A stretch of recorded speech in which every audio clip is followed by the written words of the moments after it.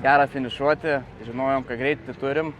Pirma diena labai gaila buvo, vis tiek dar nepamirštu tos pirmos dienos.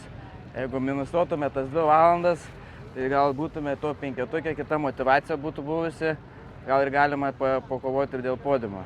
Bet pirmą dieną, kai akmuo davė man per širdį šiek tiek, bet nieko, vis tiek smagiai palenktyniavom iš tokios vietos, kai praradom tiek daug laiko, tai vis tiek visai neblogai. Pirmi metai, 12 vieta, finišuotas Dakaras iš pirmo karto su automobiliu. Antanas atėjo, man labai patiko jo žodžiai, jis finišavau. Sako, man reikėjo, sako, aš 12 metų važiuoju, dar nepavyko pasiekti.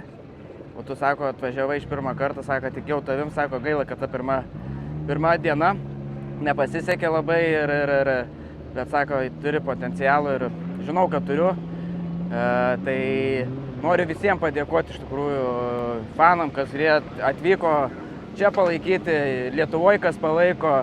Iš tikrųjų, ta lietuvių tauta ir labai pagyvina tą sportą, autosportą visą, tai labai smagu matyti jūs čia, matyti už ekranų. Aišku, norėčiau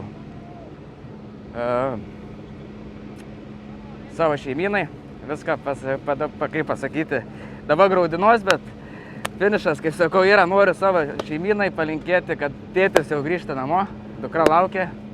Tai va, ačiū Jums.